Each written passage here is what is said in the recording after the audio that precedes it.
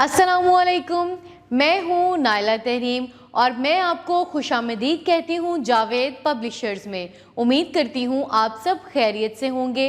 आज हम किड्स ज़ीना उर्दू जमात दोम के सबक नंबर 16 जो कि एक नज़्म है और उसका उन्वान है बरसात को पढ़ेंगे। तो चलिए चलते हैं। मुअज़्ज़िज़ असातिज़ा, जैसे कि आप सबको पता है हमारी नज़्म का उन्वान है बरसात।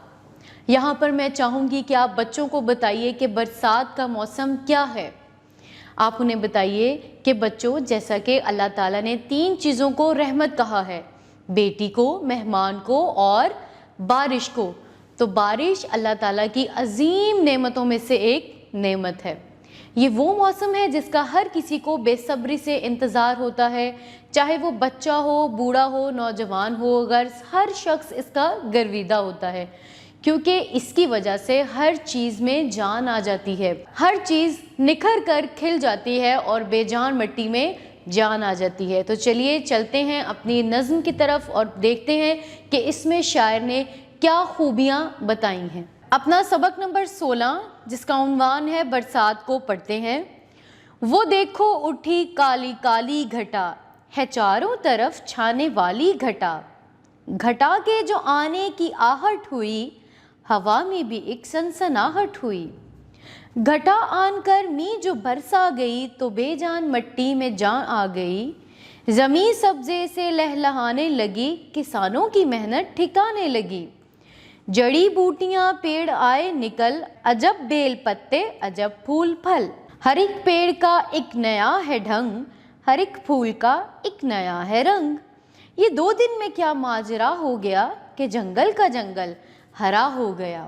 ये नज़्म जो हमने पढ़ी, इसमें शायर आपसे क्या कह रहे हैं? इस नज़्म के शायर जो कि मोहम्मद इस्माइल मीठी हैं, इस नज़्म में मोहम्मद इस्माइल मीठी ये कहना चाह रहे हैं कि किस तरह बारिश के आने से पहले हर चरिंद परिंद बारिश की बूंद का इंतज़ार कर रहे थे, लेकिन जैसे ही काली घटा छाई और बारिश बरसने लगी तो हर तरफ सब्ज़ा ही सब्ज़ा नज़र आने लगा। हर चीज़ उजली उजली निखरी निखरी नज़र आने लगी, हर चीज़ धुलकर साफ़ हो गई।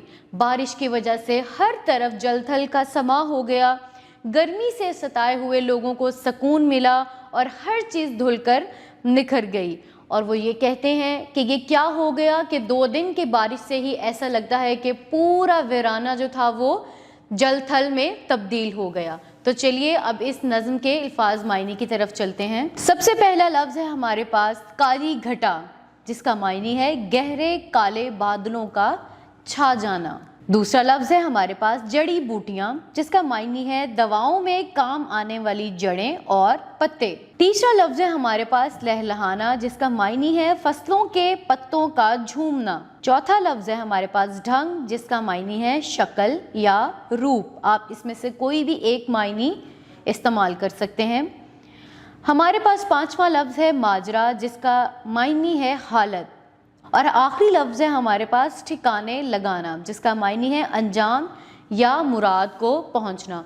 उम्मीद करती हूँ ये नज़्म, इसकी तशरीह और अल्फाज मायने आपको समझ आ गए होंगे।